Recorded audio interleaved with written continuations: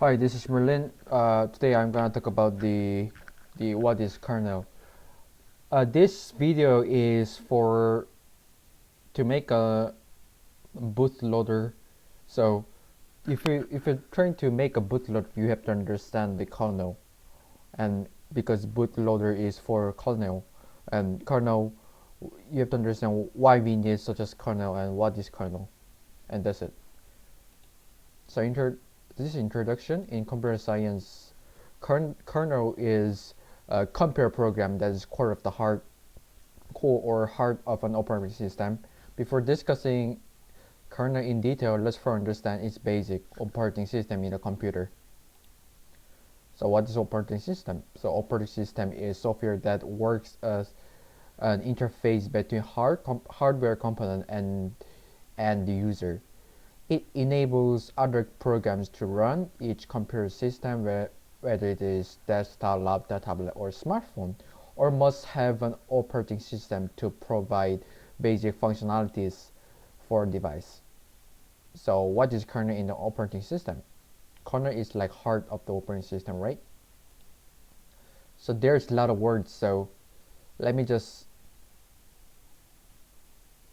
try to discuss about it.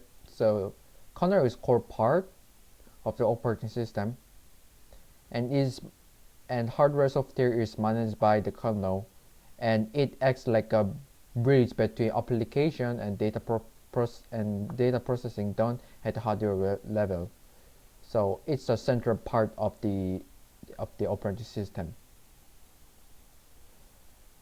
So it's a part that operating system always resides in the computer memory and enables the communication between software and hardware components. It's the computer program that first load on startup system after bootloader.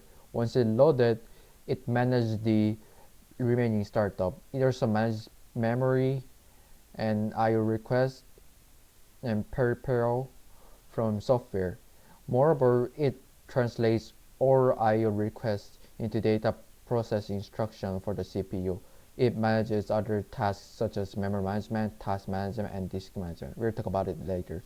Kernel is kept and usually low in the separate memory space known as protected kernel space.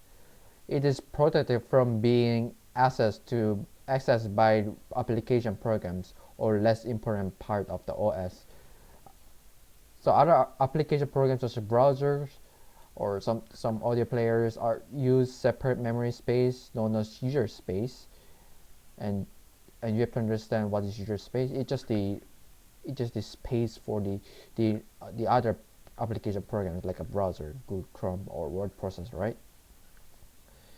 And due to these two separate spaces, user data and kernel data don't interfere with each other and do not cause instability and slowness. So functions of the kernel are device management, and it also manage memory and resource, and manage the resource and access the computer resources. So what is device management? So to perform various action processes requires access to peripheral devices such as mouse, keyboard. The device is like mouse and keyboard, right? So there's our quantitative computer. A kernel is responsible for controlling these devices using device drivers. So it enables the operating system to communicate with the hardware devices. It maintains a list of all available devices, and that this list may be already known, configured by user, or detected by OS at the runtime. Sorry. So what is memory management? Kernel has full control of accessing the computer's memory, right? And each process requires some memory to work. Kernel enables the process to safely access the memory. To allocate memory, the step is known as the virtual addressing, so which done by paging segmentation. And virtual addressing is process of providing virtual address spaces to process. This prevents application from crashing into each other. And we're not talking about the virtual addressing because this is kind of difficult, and this that this is too many, so we're gonna talk about this at the later part. Resource management. So resource management is one of the important functionalities of a kernel. You have to serve resources in between various processes, right? And the way synchronization and interprocess communication is called the IPC. Uh, so the thing about IPC is because of sandboxing. Sandboxing is like uh, you if you the process inter cannot give bad effect to the other process, because if process happening, it's gonna take a memory and it do the part right, and because the security, the other process cannot like interfere to the other process, so it use communication called IPC. So this is the reason why IPC is very important. So next is accessing computer resources. Kernel is responsible for accessing memory resources such as RAM and I/O devices. Input and output devices, RAM or random access memory, is used to contain both data and instructions. So this is computer resources and need to access the memory and secure mostly wants more memory than available. Kernel plays its role and decide which memory each process will use and what to do if the required memory is not available. The kernel also allocates the request from the application to use I/O devices, input and output devices such as keyboard and microphone, printers, etc. And we're going to talk about the type of kernel right now. And these are the 5 kernel: microkernel, monolithic kernel, hybrid kernel, nanokernel, exokernels. So what is monolithic kernels? So it's like the same memory spaces used to implement user service and kernel service. So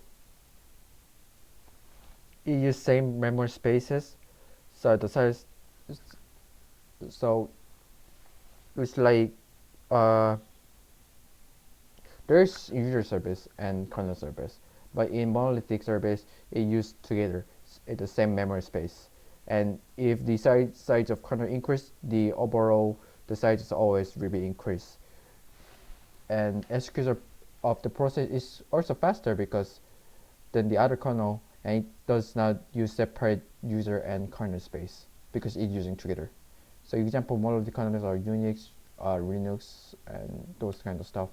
Advantage is faster, and there's no separate user space and kernel space, and less software involved, and and it it is single piece of software hands.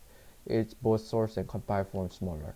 Disadvantage is if service is generating error, it may crash down the whole system. These kernels are portable, which means that for each new architecture must be rewritten. Large in size, hence because become difficult to manage. To add a new service, the complete operating system need to be modified. This is an example. This is the image of the monolithic kernel. What is microkernel? Microkernel known as this. I don't know how to pronounce this. I'm pretty sure it is not UK. And it is different from traditional kernel and monolithic kernel. And users in this user service and kernel service are implemented into 2 different address spaces: user space and kernel space. Since it uses different spaces for both service, so the size of microkernel is decreased, which also reduces the size of the OS. But microkernel are easier to manage and maintain compared to monolithic kernel. Still, if there will be a greater number of system calls, context switching, then it might reduce the performance of the system by making it slow. These kernels use message passing system for handling requests from one server to another server. And only SSH services are provided by microkernel, such as defining memory address spaces, IPC, and process management. Other services such as networking are not provided by kernel and handled by the user space program known as servers. So these kind of stuff. The main disadvantage is error kernel can crash for system. It can be removed in the microkernel as a microkernel.